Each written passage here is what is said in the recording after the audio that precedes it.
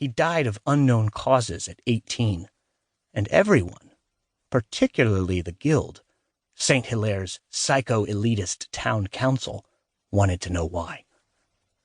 And it was just like him to avoid everyone's attempts at contact. Ian Mackenzie was a prima donna even in death. Today, all the registered mediums in town, which was damned near all of the 367 year-round residents, had been required to gather in the brick square near the weathered statues of the town's founders. A cloud of incense smoke hung over the humming and swaying crowd. Some of the kids banged on tambourines.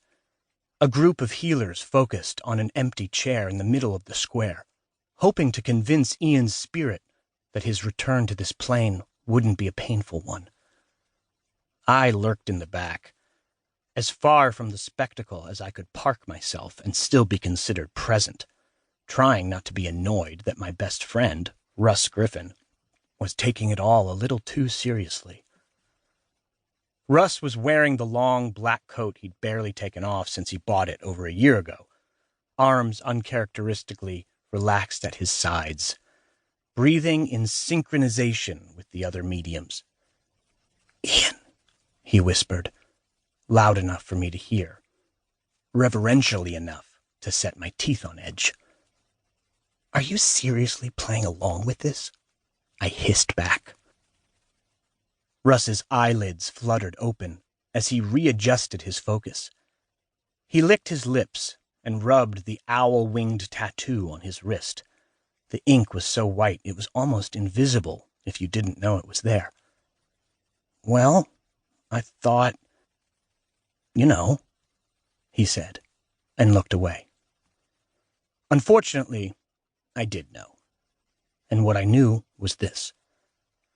While I was planning to leave St. Hilaire, and all of this paranormal weirdness in precisely 13 days, 4 hours, and 15 minutes, give or take, Russ was equally determined to prove his worth as a medium and become a guild member.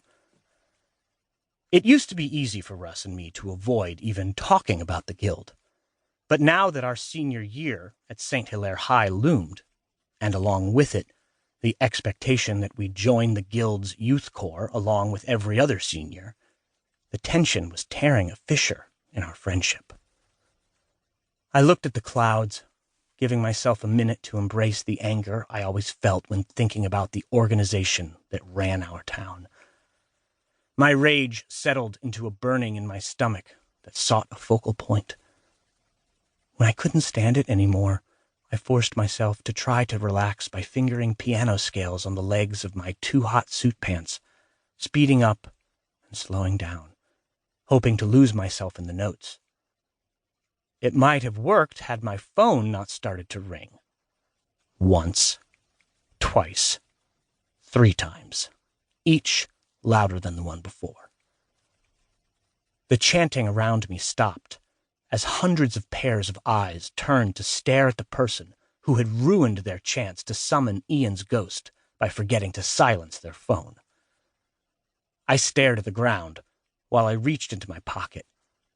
My phone had been ringing off and on for days, with unknown numbers showing on the screen, and no one there when I answered. The smell of incense, something I'd loved as a kid and that reminded me of my parents, was making me nauseous.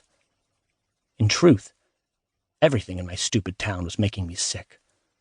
So instead of silencing the phone, I turned and threw it as hard as I could into the neighboring park. Then I stalked off after it, all of St. Hilaire's eyes weighing heavily on my back. I squirmed in my stiff shirt. My skin was already damp with sweat, and all I wanted was to be able to hold it together until the end of the night when the tourist season officially ended and we could get our lives back. The sun moved slowly through the trees, giving the leaves an eerie glow.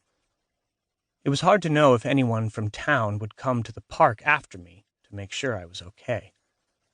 If anyone did, it would be either my younger sister, Laura, or on Russ. No chance.